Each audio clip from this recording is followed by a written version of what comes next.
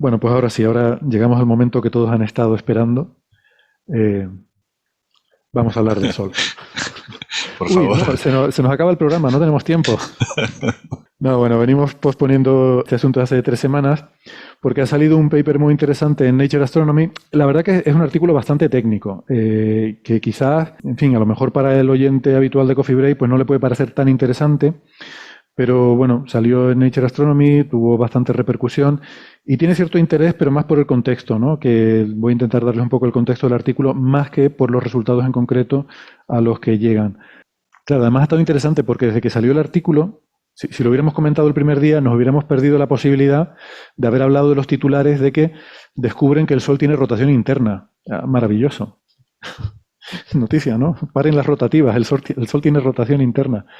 Bueno, ya lo sabíamos que el Sol tiene rotación interna hace mucho tiempo, ¿no? Esa no es la noticia ni es el titular. Pero es lo que digo, el paper es bastante técnico. Se titula La rotación interna del Sol y su conexión con la abundancia superficial de litio y helio.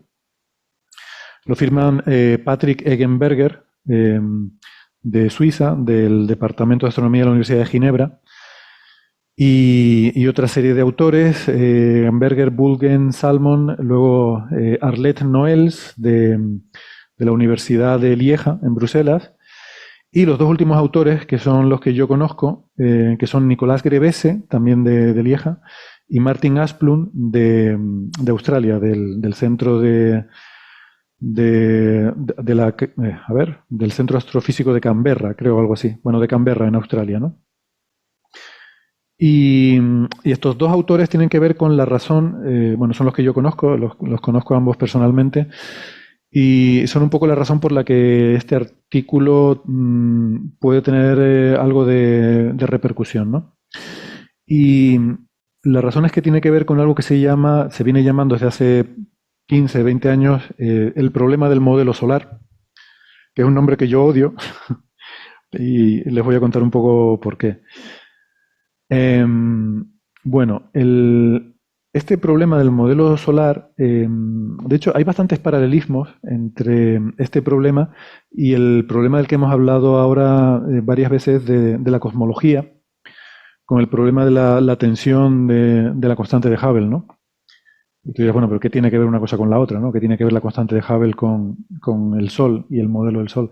No, no tiene nada que ver, pero hay un par de paralelismos curiosos. El asunto es el siguiente, resulta que es relativamente sencillo construir un modelo, el modelo estándar del Sol, o sea, un modelo relativamente sencillo que describe muy bien la física de lo que pasa en el Sol, es relativamente sencillo de construir, porque eh, digamos que la física básica está bastante bien entendida, es equilibrio hidrostático que nos determina la estratificación de presión y temperatura hacia el interior solar.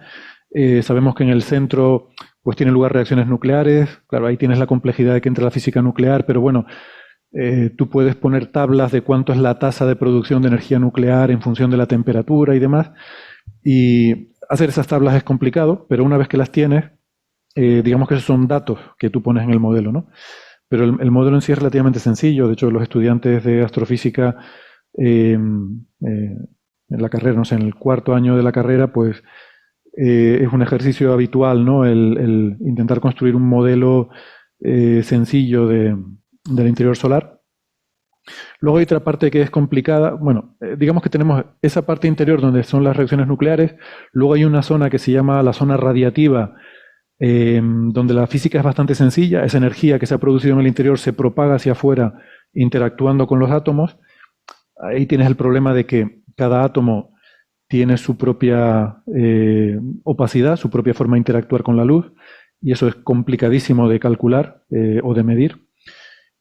Pero hay gente que se dedica a eso, hay grupos enormes, hay trabajos, bueno, hay laboratorios que se dedican a ese tipo de cosas. Algunos hacen medidas de laboratorio de los diferentes iones, porque, claro, cada átomo absorbe de forma diferente, no solo cada átomo, sino cada ion. O sea, no es lo mismo el oxígeno ionizado una vez que ionizado 2 veces que 3 veces, y además depende de el estado de excitación de los electrones. Entonces, cada configuración del átomo absorbe de una forma diferente, ¿no? Entonces, todo eso hay gente que lo intenta medir en laboratorios, pero muchas veces no se puede.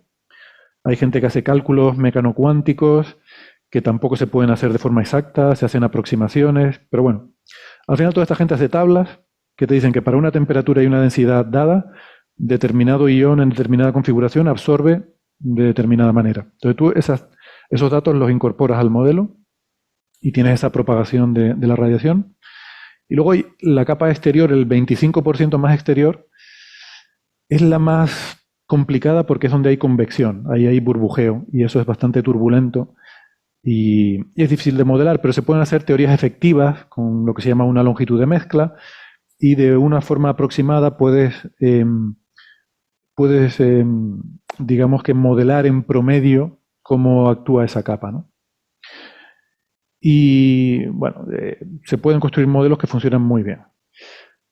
Entonces, ¿qué pasa? Que la gente que ha estado desarrollando estos modelos del interior solar, eh, pues con física relativamente bien conocida, conseguían ajustar las observaciones heliosismológicas con una precisión extraordinaria. Cuando se empezaron a hacer medidas con heliosismología, a partir de los años, bueno, esto empezó en los años 80, pero sobre todo a partir de los 90 ya se hizo con mucha precisión, se encontró que la predicción del modelo solar estándar encajaba a la perfección con lo que medía la heliosismología, o sea, con una precisión de milésimas, que eso en astrofísica es rarísimo. En astrofísica, con dar el orden de magnitud y que te cuadre, ya te pones muy contento, ¿no? Entonces, el caso del modelo solar era una especie de historia de éxito en la astrofísica, de realmente una predicción de precisión, ¿no? A nivel de la milésima. Eh, Algo, insisto, muy raro. Eh, y bueno, en general se consideraba que lo que es el interior solar era algo bien entendido, por lo menos en términos generales, y que lo difícil en el caso del Sol era entender lo que ocurría en las capas más externas con la interacción ya del campo magnético con el plasma, todos estos Claro, por fenómenos de la, actividad. claro, porque si bien también hay una teoría para eso, que es la magnetohidrodinámica, es una teoría que es muy fácil de formular, pero muy difícil de resolver. Exacto. Me gusta mucho cómo lo has explicado. Muy fácil de formular, pero muy difícil de resolver. Hacer cálculos concretos es muy complicado, hay que recurrir a simulaciones por ordenador, pero no tenemos potencia de cálculo para simular el Sol con las condiciones que se requeriría para que la simulación sea realista. Entonces hay que hacer aproximaciones y demás. Entonces, toda la parte exterior es muy complicada, pero se pensaba que el interior estaba bien entendido. Eh, ¿Qué pasa? Que pues sobre todo a partir de 2004, a partir de 2004, el grupo de Asplund, ¿no? Martin Asplund, este que les digo que es el último autor de este artículo, eh, pues empezó a publicar artículos en los que decían que había que cambiar la composición química del Sol, que la composición química que teníamos del Sol estaba mal y había que usar una composición química nueva, en la cual a ellos les salía que la metalicidad del Sol era sensiblemente más baja. Recordemos, metalicidad, como decía Gastón cuando hablamos con Ángel, es todos los elementos químicos que no son hidrógeno y helio. En una estrella, caso del Sol, el 90% de los átomos son de hidrógeno, casi el 10% son de helio y queda menos del 1% que es todo lo demás. Entonces, todo lo demás, pues hay unas ciertas proporciones, son muy importantes todo lo demás, hay que decirlo, porque en muchos casos, sobre todo elementos como el oxígeno, por ejemplo, es muy pivotal, el oxígeno es el tercero más abundante, y aunque sea menos del 1%, es muy importante porque eso que les decía, la opacidad que tiene en el interior, contribuye mucho a la opacidad. Entonces, si tú cambias cuánto oxígeno hay, cambias mucho la opacidad en el interior, entonces cambias cómo interacciona la radiación con la materia, entonces cambias cómo es absorbida la energía que se produce en el núcleo, cómo es absorbida por las diferentes capas que lo rodean, y todo eso te cambia toda la estructura del modelo. También es importante cuántos electrones libres hay, porque el plasma, los átomos eh, están tan calientes que realmente casi que no están como átomos, sino que los electrones, por lo menos los más exteriores, se arrancan y tenemos una sopa de electrones con iones ahí mezclados. Y entonces, cuántos electrones libres hay es muy importante para la dinámica del plasma. Y el oxígeno, por ejemplo, es el mayor contribuyente a electrones libres. O, digamos, el elemento más pivotal, o sea, el que te cambia más, cuando tú cambias las condiciones, te cambia más cuántos electrones libres hay en el plasma, ¿no? Entonces, Claro, sería como el que tiene más protensión, el más propenso a dar electrones libres. No sé si es el que más contribuye, pero es el más propenso a dar electrones libres. Exactamente. Es el que más, cuando tú cambias las condiciones, es el que más genera un cambio en la densidad de electrones libres que tienes, ¿no? Y eso también, claro, eso tiene que ver mucho con la opacidad, como bien explicaba, porque bueno, genera más scattering de Thomson y... Sí, bueno, son dos cosas diferentes. La opacidad sobre todo la contribuye el propio ion, pero los electrones contribuyen a la ecuación de estado. A cuánta presión, porque al final la presión depende del número de partículas que tengas sueltas. Entonces no es lo mismo para una determinada temperatura y densidad, no produce la misma presión el gas que tenga más electrones o menos electrones. Ok, ok, entiendo. Y claro, si cambias la presión es justamente lo que define la estructura de la estrella, ¿no? Porque la estrella es un equilibrio entre la gravedad que aprieta hacia adentro y la presión que empuja hacia afuera. Entonces, todo eso es muy importante. Luego, además, con el oxígeno se junta otra cosa, y es que hay muchos elementos que no somos capaces de medir directamente en la fotosfera, en la superficie del Sol. Y entonces lo que se hace a veces es que se miden líneas coronales en la corona, pero en la corona no los puedes medir directamente, sino tienes que medir cocientes. Puedes medir cociente de un elemento a otro y el oxígeno suele ser el que se usa como referencia para otros elementos. Con lo cual, y otro de estos que es muy pivotal es el neón, por ejemplo. Y el neón solo se mide en la corona relativo al oxígeno. Entonces, si tú cambias la abundancia del oxígeno, vas a tener que cambiar la del neón. Claro, estás como cambiando toda la escala. Sí, cambias toda la escala de muchos de estos elementos. Total, que es un galimatías muy grande. Claro, uno podría pensar, bueno, pero esto no podemos medirlo, por ejemplo, en meteoritos. Si uno quiere saber cuál es la composición química del Sol, podemos ir a un asteroide primigenio que se haya formado al principio del sistema solar, ver qué composición química tiene y decir, bueno, pues el Sol tendrá más o menos la misma. Y esto es cierto, pero resulta que hay elementos que son volátiles. O sea, hay elementos que se mantienen en un asteroide, yo sé, el hierro, el silicio, el carbono, se quedan ahí, pero por ejemplo el oxígeno no, rápidamente se te evapora en el espacio, ¿no? El neón, el helio, todo eso no lo puedes medir en asteroides. Entonces hay algunos elementos que sí los tenemos bien atornillados porque los tenemos medidos en, pues eso, lo que se llama la abundancia meteorítica, pero hay otros muchos que no. ¿Qué pasa? Que hasta los años 80, 90 pensábamos que conocíamos bien la composición química del Sol, porque además, como todo ajusta tan bien con el modelo, pues tú dices, vale, pues lo tenemos correcto. Hasta que llegó este grupo a principios de 2000 y dijo, no, esto está todo mal, hay que cambiarlo. Resulta que hay la mitad del oxígeno que ustedes pensaban y la mitad del neón y la mitad de todo. Y bueno, quizás también hay que explicar cómo se miden estas abundancias y por qué este grupo llega y dice que hay que cambiarlo todo. Resulta que como casi todo en astrofísica, medimos a través de la espectroscopía. Tú mides líneas espectrales de estos elementos en el espectro del Sol y sabes que cuanto más fuerte sea la línea, más abundancia de ese elemento hay. Y así te puedes hacer una idea de cuánto hay, cuánto oxígeno, cuánto carbono, cuánto nitrógeno, cuánto neón, cuánto argón, de todo. Todas esas líneas se miden en el Sol, hasta el uranio se mide un montón. Pero ¿cuál es el problema? Que las líneas también dependen de las condiciones en la región donde se forman, en este caso en la superficie del Sol, en la atmósfera, en la fotosfera del Sol. Tienes que saber exactamente cuál es la temperatura, la densidad y cuál es la variación con la altura de estos parámetros. Pensamos que esto lo conocemos bien porque se ha medido también a través de espectroscopía. Aquí hay un poco de círculo vicioso, ¿no? Porque tú usas líneas espectrales para calcular la atmósfera y luego usas esa atmósfera para calcular las abundancias de esos elementos. Lo que pasa es que, claro, hasta cierto punto, o sea, tú puedes, no es del todo un círculo vicioso porque hay elementos que sí conoces muy bien. Por ejemplo, el hierro está muy bien medido, el carbono está bastante bien medido. Por ejemplo, el hierro se mide también en los meteoritos y coincide muy bien. Entonces, tú puedes hacer tus modelos de atmósfera que se hacen y encajan todas las líneas espectrales y esos modelos utilizarlos para hacer buenas determinaciones de las abundancias químicas. ¿Qué pasa? Que hasta los años 80-90 se usaba un modelo promedio de la atmósfera del Sol para hacer estos cálculos. Se usaban modelos que se llaman unidimensionales, en los cuales tú asumes que pues, la temperatura es más alta en las capas más profundas y según va subiendo la temperatura va descendiendo, ¿no? hasta que llegas a una cierta inversión de temperatura, etcétera. Pero bueno, hay un cierto modelo y asumes que ese es el modelo promedio del Sol. Pero claro, tú cuando ves el Sol con resolución ves que aquello no es muy homogéneo.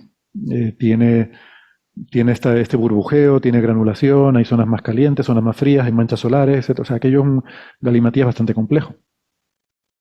Entonces, a partir de los años 2000, pues ha habido grupos que han empezado a hacer simulaciones numéricas de la granulación del Sol. Y esas simulaciones se volvieron muy sofisticadas hasta el punto de que reproducían muy bien lo que se observa en el Sol, por lo menos en ausencia de campo magnético. Con campo magnético la cosa es más complicada, pero si tú quitas el campo magnético, puedes hacer simulaciones hidrodinámicas que se parecen mucho a lo que observas en el Sol en zonas donde no hay campo magnético. Y entonces llega el grupo de Asplund y dice, bueno, estas simulaciones son tan maravillosas que usémoslas como modelo de atmósfera para calcular las abundancias químicas. Y ellos dicen, como estas simulaciones son muy recientes, son muy novedosas, están hechas con superordenadores, tienen toda la física aquí metida y son 3D, son simulaciones de la granulación, pues deben ser mejores. Y entonces cuando hicieron eso, sacaron unas abundancias químicas que eran menores, o sea, prácticamente la mitad. O sea, el oxígeno, por ejemplo, que es el elemento más crítico en todo esto, le salía la mitad de la abundancia de oxígeno que hay que se daba con las determinaciones anteriores. Y claro, Ahora, esto pregunto mi ignorancia sobre este tema. ¿Esto no afectaba el hecho de que antes la sismología pegaba tan bien con el modelo? Es decir, uno cambia ahora la composición, claro, está cambiando todas las composiciones, porque está cambiando la composición de aquel elemento que te sirve como escala claro. para ahora te arreglar cambia algo, todo. pero por otro lado estás estropeando aquello que sí funcionaba bien, quizá. Exactamente. Y ese es el problema, que ahora cuando haces eso, resulta que ya los modelos no encajan con la geosismología. Y esto es lo que en cualquier otro campo uno diría, bueno, pues estas nuevas abundancias químicas tienen un problema, vamos a ver qué es lo que pasa aquí. Pero esta gente dijo, pues esto lo vamos a llamar el problema del modelo solar. O sea, no es el problema de mis nuevas abundancias, sino el problema del modelo solar. En lugar de la tensión de Hubble es la tensión de Febo, ¿no? Una forma de decir sol, ¿no? Helio, Febo. Vale. Febo. La tensión de Febo. No son nada más deidad. Sí, pues no sé, por eso a mí no me gusta llamarlo el problema del modelo, porque no está demostrado que el problema sea del modelo. Aquí hay una tensión, a mí me gusta lo que han hecho los cosmólogos, dicen, bueno, hay una discrepancia entre lo que salía del modelo cosmológico y lo que sale de estas observaciones con supernovas, cefeidas, etcétera, etcétera. Pues aquí hay una discrepancia, ¿no? Esto es como si a ese problema en cosmología se le llamara el problema del modelo cosmológico. Porque el modelo cosmológico es una cosa y tus observaciones son otra. Y oiga, no, vamos a decir que hay una discrepancia y vamos a ver cuál es el problema, ¿no? De alguna forma, yo no sé por qué, o sea, este investigador, Martin Asplund, ha convencido a todo el mundo, de hecho se ha convertido en alguien muy importante, ¿no? Después, a raíz de estos trabajos, lo han hecho, él es alemán originariamente, y a los pocos años lo hicieron director de este centro de investigación en Australia, y bueno, se ha convertido en uno de los grandes popes del campo. Y lo cual me parece bien, quiero decir que es un tío, además, ya digo, lo conozco y es un tío bastante majo, puedes discutir con él y pues yo he trabajado en este tema, por eso tengo cierto interés personal en este asunto. ¿Qué quieres que te diga? Yo he estado haciendo investigaciones sobre esto y tiendo a estar más de acuerdo con las abundancias antiguas, digamos con las más altas, que con estas nuevas, ¿no? Con las medidas en las que he trabajado. Y si quieres luego comento un poco sobre eso. ¿Hay alguna razón por la que se sienta tan convencido? Digo, uno siempre está convencido de su trabajo, si no, no lo haría, pero digo, ¿hay algo que sí pega bien con estas nuevas abundancias que uno pueda decir, bueno, no hay otra forma de explicarlo? No, el hecho de que estas están basadas en modelos tridimensionales y las anteriores eran modelos unidimensionales, ¿no? Pero claro, frente a esto, como decía otro investigador que se llama Tom Ayres, que trabaja también, ha trabajado mucho en este problema, decía Tom Ayres que el hecho de que tu modelo sea tridimensional no implica necesariamente que sea mejor que el otro unidimensional, porque el otro está basado en ajustar observaciones. O sea, de alguna forma es un modelo efectivo que ajusta las observaciones. O sea, es posible que ese modelo unidimensional no describa bien la atmósfera solar, pero sí hace una descripción que ajusta las observaciones, con lo cual, de alguna forma, es posible que esos efectos tridimensionales que no están teniendo en cuenta estén de alguna forma metidos en el modelo de tal manera que se compensa para que ajuste las observaciones, ¿no? Mientras que este modelo que tú estás proponiendo, aunque sea tridimensional, es que ha sido sacado de una forma que no tiene en cuenta las observaciones para nada, es puramente, o sea, es un modelo lo que se llama ab initio. O sea, yo meto aquí toda la física y sin contar con observaciones me sale este modelo.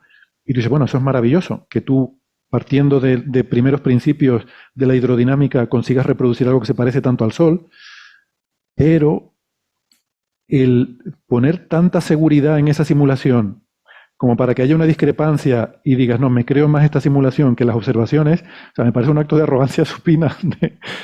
Eh, no sé, que yo entiendo que la cosa llega al nivel de decir, bueno, aquí hay algo intrigante, aquí hay algo que habrá que estudiar y ver cuál es la causa del problema. Pero de alguna forma, este hombre ha convencido a la comunidad astrofísica, porque ya esto va más allá de la física solar, claro, porque la composición química del Sol es la vara de medir para las estrellas.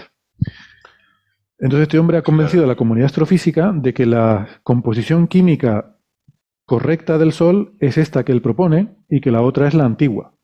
O quizá hasta sería más interesante pensarlo al revés, ¿no? Porque sí es cierto que estas personas tomaron y pusieron todos los ingredientes ab initio que tendría que haber adentro del Sol. Hicieron una simulación tridimensional que vamos a decir que es, digamos que es confiable, que son expertos en eso.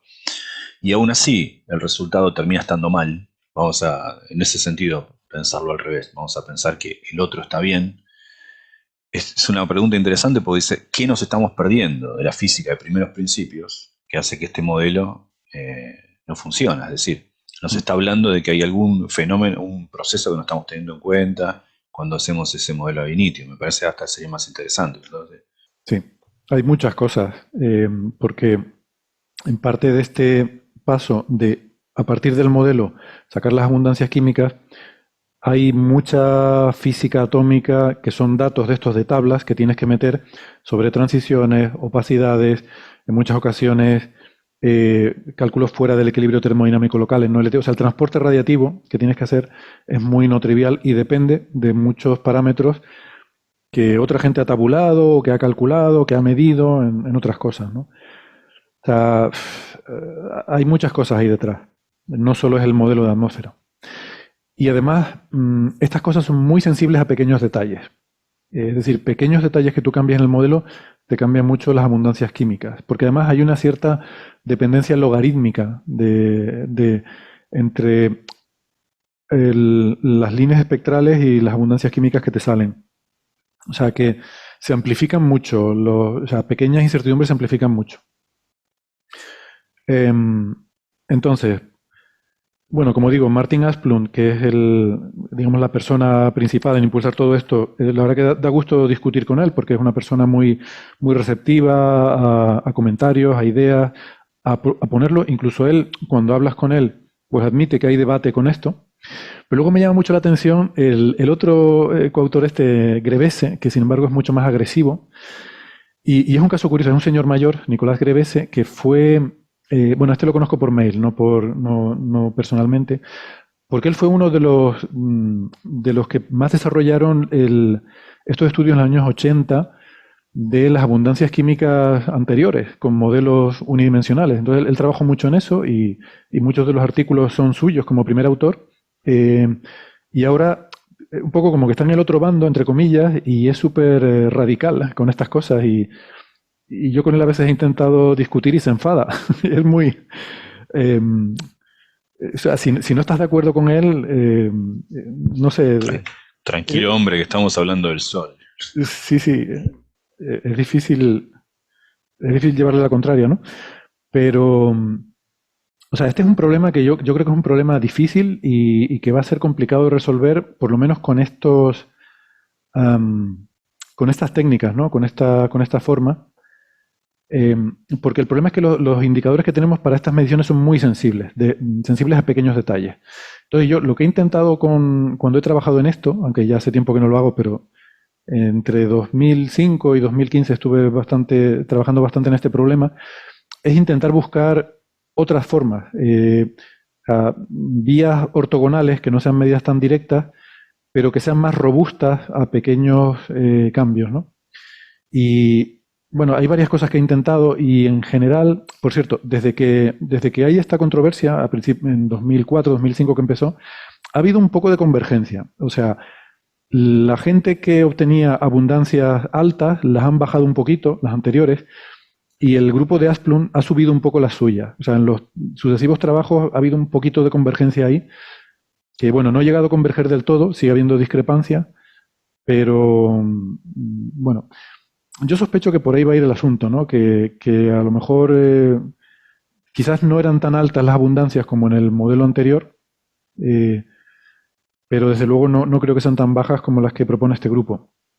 Entonces, bueno, una cosa que creo que es interesante, con Andrés Asensio dirigimos una tesis doctoral de una estudiante aquí, Melania Cubas, al que, bueno, le propusimos un trabajo que yo creo que es una forma muy buena de enfocar este problema, porque el problema con esto es que se dan unas barras de error pequeñísimas, de menos del 1% a las abundancias que te salen, porque solamente estás dando el error estadístico, pero no estás teniendo en cuenta que tu modelo puede estar mal. O sea, estás asumiendo que tu modelo es exacto, tu modelo de partida de atmósfera, ¿no? O sea, Asplund asume que su modelo es exacto, entonces le sale una barra de error pequeñísima, y la gente que había hecho modelos, que había hecho cálculos o eh, estimaciones anteriores de las abundancias químicas con los modelos unidimensionales también asumían que su modelo era exacto y también le salían errores pequeñísimos. Pero aquí sabemos que esa barra de error no tiene sentido porque la incertidumbre del modelo es lo que te domina, pero tú no sabes cuánto de erróneo es tu modelo. ¿Vale? No sabes cuánto te puedes fiar del modelo que has sacado. Entonces lo que hicimos en esta tesis doctoral con Melania, como digo, Andrés y yo que dirigimos esta tesis, fue decir, bueno, hay una forma de saber cuánto de mal está, o por lo menos de estimar cuánto de mal está tu modelo, porque en el Sol tenemos la suerte que podemos ver la superficie, podemos tener resolución espacial, podemos ver píxel a píxel y podemos ver diferentes modelos. Hay zonas que son más calientes, zonas que son más frías, y yo puedo aplicar el mismo procedimiento a diferentes puntos, ahí voy a tener diferentes atmósferas y las abundancias químicas tienen que ser las mismas. ¿Vale? Entonces, si yo tengo errores sistemáticos en cualquier parte del procedimiento, yo voy a obtener una fluctuación de las abundancias químicas en diferentes píxeles. Si todo fuera perfecto, yo obtendría el mismo valor de la composición química en cualquier punto del Sol. Pero como el modelo, pues como digo, no es perfecto, pues va a haber ahí cierta variación. Yo estoy súper contento con ese trabajo y me parece que es la forma correcta de afrontar este problema porque es robusta a todos estos, o por lo menos te da una forma de estimar cuánto te equivocas con tu modelo, que creo que aquí al final es la clave, ¿no? Ese modelo de atmósfera. Poner un poco en entredicho el modelo de atmósfera. Entonces, haciéndolo así, pues nosotros nos salía en un campo de, no me acuerdo, pues, no sé, 100 por 100 píxeles, pues tienes 10.000 modelos, te salen 10.000 abundancias químicas diferentes y puedes ver cuánto, bueno, en este caso 10.000 abundancias de oxígeno, que es lo que estábamos mirando, y puedes ver cuánto se diferencian unas de otras. ¿Vale? Y nos salía efectivamente que la barra de error era mucho mayor de lo que toda la gente que ha estado trabajando en esto antes daba, pero aún así está más cerca de los valores antiguos que de los nuevos, ¿no? Bueno, yo no lo sé si esa es la respuesta correcta o no, probablemente no lo sea y además ese trabajo pues también tiene ciertos problemas con las observaciones y tal, seguramente habrá que mejorarlo, habrá que refinar un poco las cosas, pero creo que es una línea de trabajo interesante porque tenemos que empezar a cuestionar esos modelos de atmósfera, ¿no?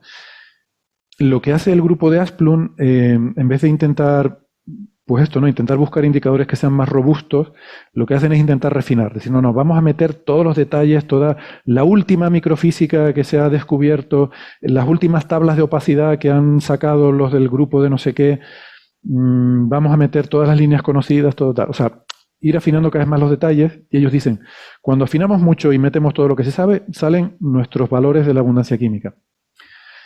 Y yo no estoy muy de acuerdo con esa filosofía, ¿no? Porque hoy, cuando afinas mucho, lo último que afinas es A, pero mañana resulta que alguien refinará las tablas de no sé qué, que será B, y tendrás que volver a cambiarlo todo.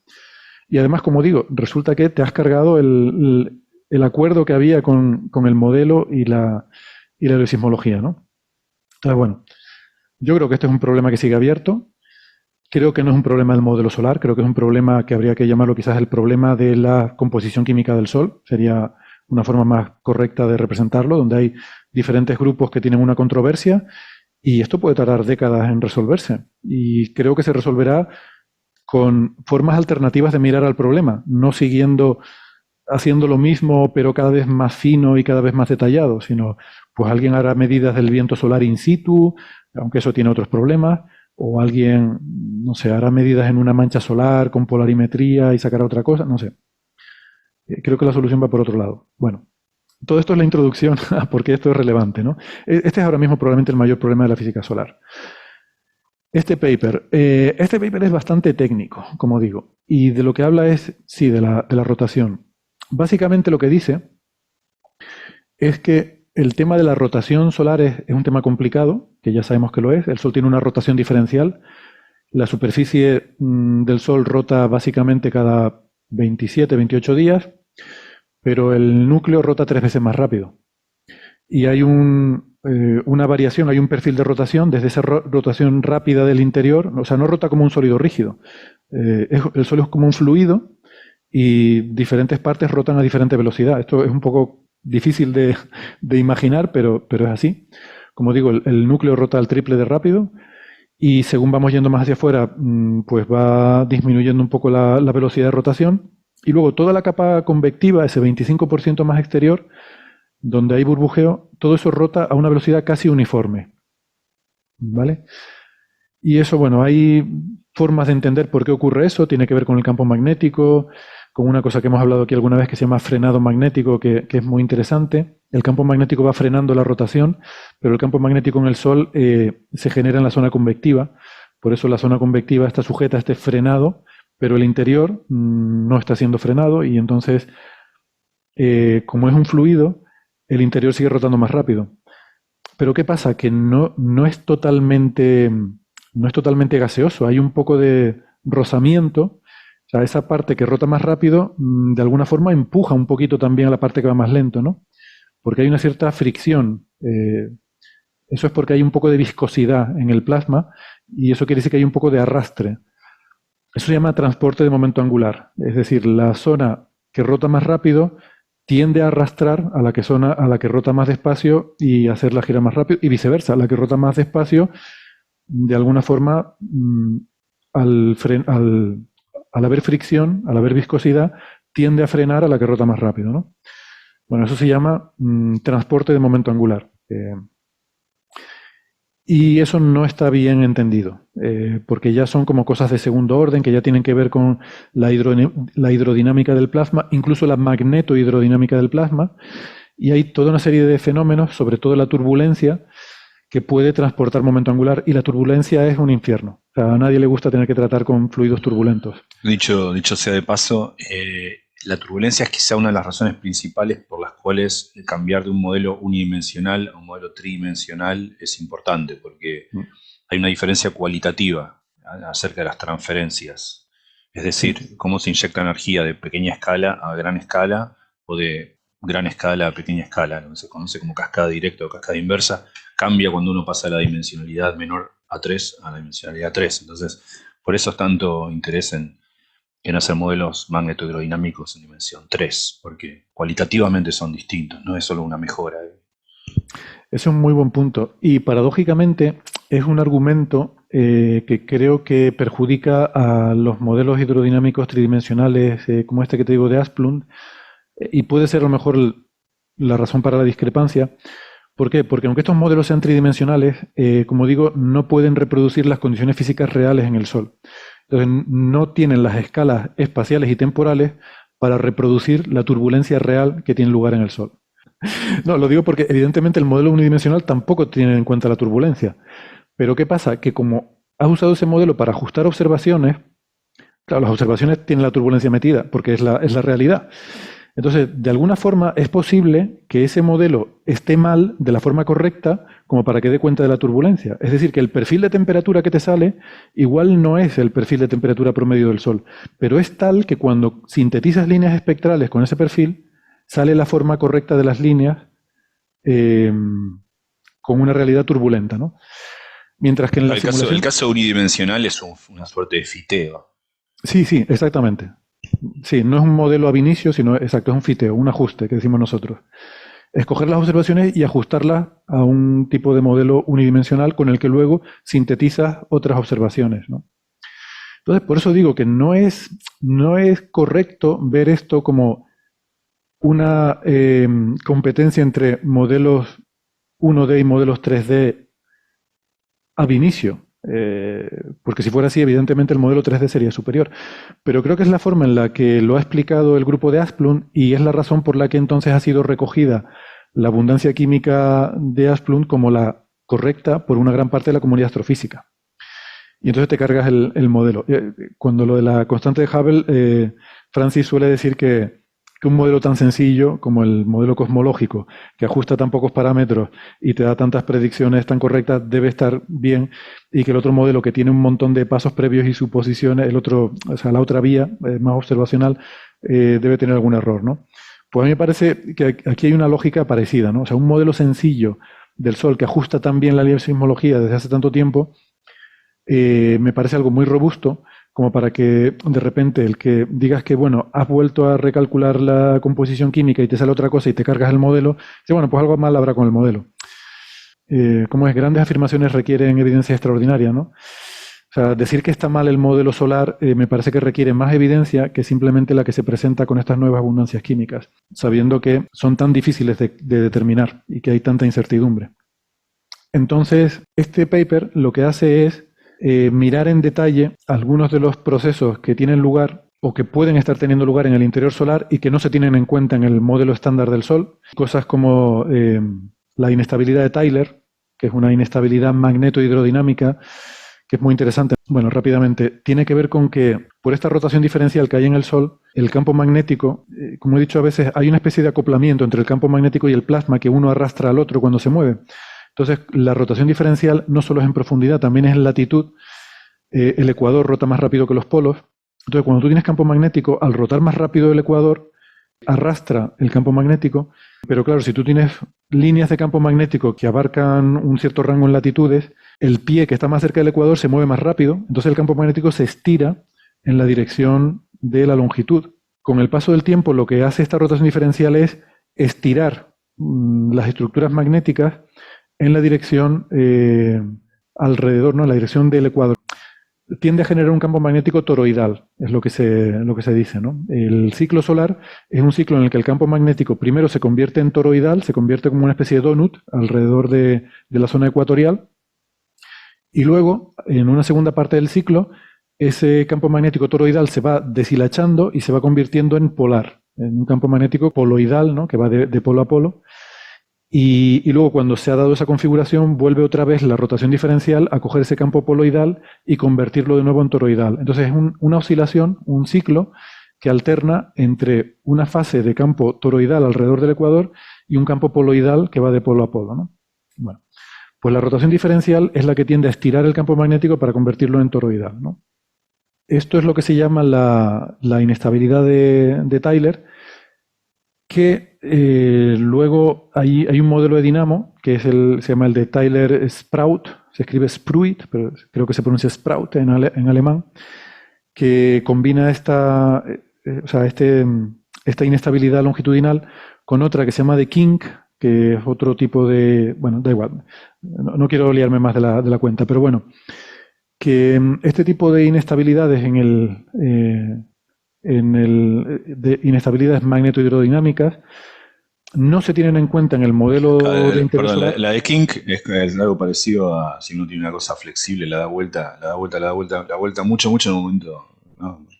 Una Sí, es analogía. como una oscilación que se produce, efectivamente, si tú tienes un campo magnético que es como un cilindro, unas líneas de campo magnético, un tubo de plasma magnetizado, que es como un cilindro, o sea, no solo le das vuelta a eso, sino que provocas una oscilación, porque a poco que se mueva un poquito en una dirección, la inestabilidad tiende a que se siga, a que se aumente esa perturbación. Por eso es una inestabilidad. O sea, lo que tú has dicho es el kink. La inestabilidad es que en MHD, en las condiciones que tienes en el Sol, una pequeña perturbación tiende a amplificarse. Entonces, cualquier tubito que tienes, va a tender a producir oscilaciones de ese tipo, ¿no? Bueno, total, que lo que dicen aquí en este artículo, de lo que va este artículo es de decir que si nosotros cogemos el modelo del interior solar y le metemos este tipo de inestabilidades, resulta que añadimos un mecanismo de transporte de momento angular que cambia la rotación solar de tal forma que ahora está de acuerdo con las abundancias químicas nuevas de Asplund y colaboradores, ¿no? O sea que es un refinamiento del modelo solar con el cual pasaría a estar de acuerdo con las nuevas abundancias. No solo eso, sino que además resuelve el problema de la abundancia de litio, que es otro tema, es otro problema aparte, que es uno de esos problemas que sí que dependen de los detalles, ¿no? Hay un elemento bastante particular que es el litio, que tiene la peculiaridad de que sufre reacciones nucleares a temperaturas relativamente bajas, a solo 2 millones de grados. Entonces el litio no solo se destruye por reacciones nucleares en el núcleo del Sol, sino que ya de hecho en la base de la zona de convección se llega a temperaturas de 2 millones de grados donde el litio se destruye. Entonces el litio en la superficie del Sol tiene una abundancia que es como 100 veces menor de la que hay en los meteoritos. Pero bueno, eso es una consecuencia de que en la nube primigenia había una cantidad de litio que es la primigenia del Big Bang, pero luego al formarse el Sol como estrella, todo el litio en el interior del Sol se ha destruido por reacciones nucleares y solo ha quedado el de la superficie. El Sol da la casualidad, supongo que esto es una casualidad, de que su capa convectiva llega justo hasta donde empieza a quemarse el litio. Si llegara un poquito más abajo, la capa convectiva lo que hace es mezclar, ¿no? Porque hay burbujeo. Si llegara un poquito más abajo, se habría destruido completamente, no veríamos nada de litio en el Sol, porque se va continuamente mezclando, al llegar a la parte más profunda se destruye y entonces ya vas continuamente destruyendo todo el litio hasta que ya no quede nada. El litio es un elemento, me parece, siempre interesante por eso, debido a su inestabilidad, baja temperatura, relativamente baja temperatura para escalas nucleares, y no solamente a eso, es un elemento que termina siendo muy poco abundante en la naturaleza, extremadamente poco abundante, para haber sido uno de los 4 elementos primordiales, es decir, uno de los 4 que se formaron, o sea, por supuesto, hidrógeno y helio, pero, y bueno, helio, hidrógeno también en sus varios isótopos, ¿no? Deuterio, pero también berilio y litio son elementos primordiales, es decir, aquellos que se crearon con el universo, ¿no? Una cantidad mucho menor al hidrógeno y el helio, pero se crearon hidrógeno y litio también, berilio y litio también. Y entonces uno diría, ¿no? Así como el hidrógeno está presente, bueno, el berilio será menos presente, pero es un elemento primordial, está desde ahí. No necesitamos estrellas ni ningún tipo de cocina para generarlo, pero justamente las cocinas le hacen mal, es decir, Sí, muy rápidamente se inestabiliza, entonces termina siendo poco abundante.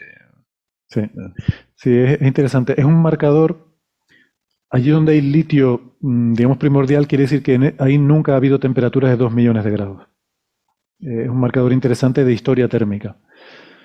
Y, y claro, en el caso del Sol, como digo, pues es relevante porque llega justo hasta... Entonces, el Sol ha destruido mucho litio, pero no del todo. Y eso es un indicador de hasta dónde llega la zona de convección y también hasta dónde ha llegado históricamente a lo largo de toda la historia de evolución del Sol.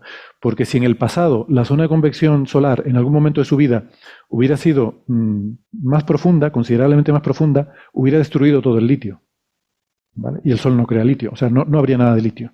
El hecho de que hoy en día haya algo de litio en la superficie solar, aunque solo sea un 1% del primordial, pero el hecho de que quede todavía, quiere decir que nunca la zona de convección ha penetrado más adentro de lo que está ahora, de ese límite de 2 millones de grados. Entonces, ¿qué pasa? Que el modelo estándar del Sol no reproduce del todo bien, hay un factor 2 de discrepancia con la abundancia de litio. Eso siempre se ha considerado el problema del litio solar. Pero nunca se ha visto como un problema muy grave porque es una de esas cosas que depende mucho de los detalles. Es decir, tenemos bien el orden de magnitud, como decía. Hay 100 veces menos litio del que debería haber. Y el modelo estándar te dice, bueno, en vez de un 1% te doy un 2%. O sea, está mal en un factor 2, pero está bastante bien, porque ¿sabes lo que te digo? De decirte que te quedas de 100 a 2 o de 100 a 1, pues no está tan mal. Claro, a ver si entiendo. Uno podría decir, bueno, depende de los detalles porque alguna dinámica, incluso transitoria, de la zona convectiva podría haber cambiado un factor de esas características. Sí, y precisamente la zona convectiva es la que peor entendemos porque es la más magnética y lo más difícil es de modelar el campo magnético, o sea, la MHD, la interacción magnética con el plasma, y además es esta zona de burbujeo que es turbulenta y se suele tratar, como digo, con una teoría efectiva, de una forma aproximada. Entonces, tu aproximación te dice que es el 2% cuando la realidad es que es el 1%. Bueno, a ver, son cosas que dices, depende mucho de los detalles y sabemos que el modelo no es perfecto hasta el último detalle. Bueno, yo no lo veo como un problema grave, o sea, lo veo como una cosa que si lo puedes arreglar, genial, pero tampoco diría, bueno, es que cualquier otro modelo que me arregle esto va a ser mejor que el actual. Digo, bueno, a ver, depende de lo que estropees para arreglar esto, ¿no? Entonces, ¿qué pasa? Este modelo que ellos proponen aquí en este paper, por eso digo que la cosa es muy técnica, ¿no? Llevo mucho rato explicándolo. Cuando tienes que pasar mucho rato para explicar algo, es que es muy técnico. Ellos lo que dicen es que refinan el modelo solar para incluir esta inestabilidad de Tyler y con eso introducen un mecanismo turbulento que añade transporte de momento angular y con ese transporte adicional de momento angular pues mejoran algunas cosas. Mejoran el litio de la superficie que ajustan bien la observación y además son compatibles con la nueva abundancia con la nueva composición química del grupo de Asplund. Entonces, no sé, yo creo que lo de arreglar el problema del litio, pues, o sea, hay muchos otros trabajos antes que han arreglado el problema del litio, pero siempre es eso, es con algún refinamiento muy de segundo orden que tú dices, bueno, pues sí, a lo mejor es esto, o a lo mejor es alguno de los otros efectos anteriores, o una combinación de todo. Difícil estar seguro de que este realmente es el efecto porque bueno, de hecho, como ellos mismos dicen en la introducción, esta inestabilidad de Tyler ni siquiera estamos seguros de que sea relevante en el caso solar. Hay discusión sobre eso. La gente que ha hecho simulaciones, a uno le sale que sí, a otro le sale que no. La verdad que este artículo me gusta porque es muy honesto en la forma de tratar todo el problema. Yo he visto muchos artículos sobre este tema que creo que no representan de forma tan honesta la discrepancia de las abundancias químicas. Ellos aquí admiten eso, que esa inestabilidad de Tyler que ellos están modelando ni siquiera está bien establecido que sea un efecto significativo en los interiores estelares. Perdón, ¿podrías recordar el artículo de quién es? Se publicó en Nature Astronomy. El primer autor es Patrick Eggenberger, que creo que es un estudiante, y luego hay otra serie de autores de esa universidad, de Ginebra, Bulgen, Salmon y Arlette Noels, que es de Lieja y trabaja en cosas de interiores estelares, y luego estos dos últimos autores, que son los que yo conozco más por el tema de las abundancias químicas, que son Nicolás Grevese, también de Lieja, y Martin Asplund, de este centro de investigación en Canberra, en Australia, que ahora no recuerdo el nombre. Asplund, como digo, es el director. Entonces, este artículo para mí, la relevancia que tiene es su relación con el problema del modelo solar. Si no, esto no sería un artículo para Nature Astronomy, sería un artículo súper técnico para un journal de astrofísica y, bueno, que añade un ingrediente al modelo solar, que es un ingrediente que ni siquiera sabemos si es relevante o no, si hay que considerarlo o no. Pero ¿qué pasa? Que con este refinamiento, pues encaja. O sea, la gran crítica a las abundancias químicas de Asplund ha sido siempre, mira, pero es que con tus abundancias químicas te cargas el modelo solar. O sea, es como algo muy grave, ¿no? Muy serio. Entonces, este es un artículo que le da una vía de escape a estas abundancias químicas nuevas y por eso el artículo es relevante y por eso se publica en Nature Astronomy. Esa es la relevancia del paper, que ofrece una posible, o sea, no es que afirmes que con este paper ya podemos dar por válidas las nuevas abundancias químicas, sino que dice, quizás las nuevas abundancias químicas estén bien porque si este efecto es relevante, esta inestabilidad de Tyler, y no hay otros efectos también de segundo orden que la compensen, pues podemos corregir el modelo solar para que sea compatible con estas nuevas abundancias químicas. O sea, es una forma de salvarle un poco Claro. el escenario a estas nuevas abundancias químicas, ¿no? Por eso es relevante. Y por eso he tenido que dar toda la introducción sobre el problema del modelo solar. Ahora, sépalo, señor oyente, valía la pena esperar 7 programas para que Héctor finalmente hable de nuestro astro rey. Bueno, yo no lo sé si ha valido la pena. Igual he soltado un rollo que, no sé. O sea, en nuestro campo el tema es relevante, no tanto por lo que cuenta este paper en sí, sino por el contexto del problema en el que se desenvuelve, ¿no? Para mí es ahora mismo quizás el problema más acuciante de la física solar, pero como digo, yo esto no le veo solución en las próximas décadas, salvo que alguien tenga una idea feliz y de otra forma completamente ortogonal se le ocurra otra forma de determinar abundancias químicas, porque creo que este artículo va en esta línea de Asplund, de decir, refinar los cálculos. O sea, vamos a hacer un cálculo ahora más fino, vamos a meter la inestabilidad de Tyler. Pero eso ni siquiera sabemos si hace falta, o sea, ni siquiera sabemos si el Sol tiene. Pero bueno, metemos un refinamiento. Dice, sí, pero es que lo que un refinamiento te da, mañana otro refinamiento te lo puede quitar. O sea, mañana a lo mejor alguien introduce la turbulencia de no sé qué y resulta que ahora me sale lo contrario y me lo Bueno, carga, pero ¿no? ¿qué acerca de mejorar los modelos de turbulencia, o sea, de magnetohidrodinámica en realidad, en particular los efectos de turbulencia, siendo que al parecer el punto flaco de este modelo tridimensional es justamente no estar seguro de que uno está modelando correctamente el modelo del SOR? Sí, es que bueno, realmente es que hay dos modelos diferentes aquí. Me gustaría, quizás debía haber hecho esa precisión desde el principio y puede que algunos oyentes hayan quedado un poco confundidos. Una cosa es el modelo del interior solar, que es el que contrastamos con la heliosismología, y otra cosa es el modelo de atmósfera, que es una cosa muy superficial, pero la atmósfera es donde se forman las líneas espectrales de las cuales deducimos la abundancia química, ¿vale? Claro. Cuando digo modelo son dos modelos diferentes. Este modelo tridimensional que digo de Martin Asplund y tal, que está basado en hidrodinámica, es un modelo de la superficie del Sol, de la atmósfera del Sol, que es el modelo con el que se calculan las líneas espectrales.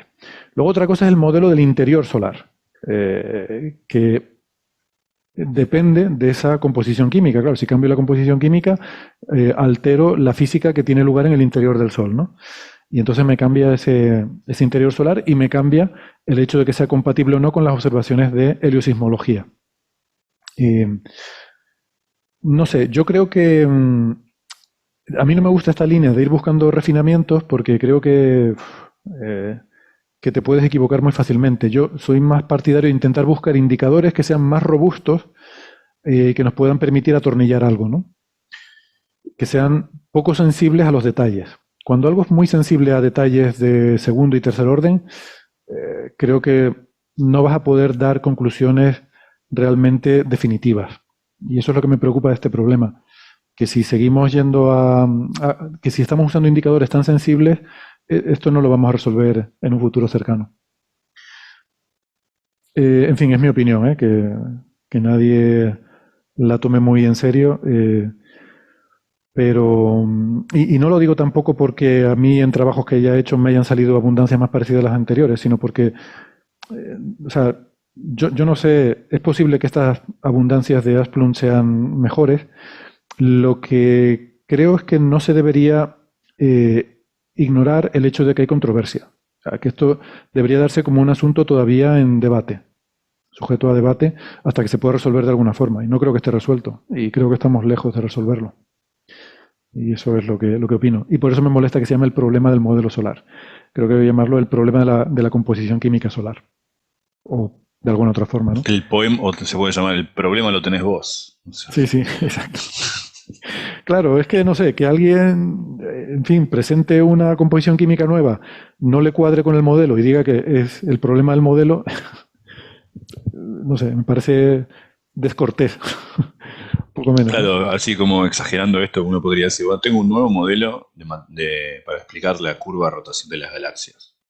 Y digo, tengo un modelo de, no sé, gravedad modificada, MOND, o alguno de esos. Sí, Y alguien me dice, como típico problema con los modelos de MOND, pero esto no explica CMB. Digo, el problema es CMB. sí, sí. Dice, uy, es interesante No, es que este el modelo. problema del fondo cósmico. Claro. Sí. Bien, pues eso es lo que quería contar. Espero no haber aburrido demasiado las ovejas. Y vamos a hablar ahora de cosas quizás más intrigantes y fascinantes Oscuras. oscuras, ¿no? Oscuras. Vamos a pasar del brillo del sol, de lo más brillante a lo más oscuro de la física, ¿no?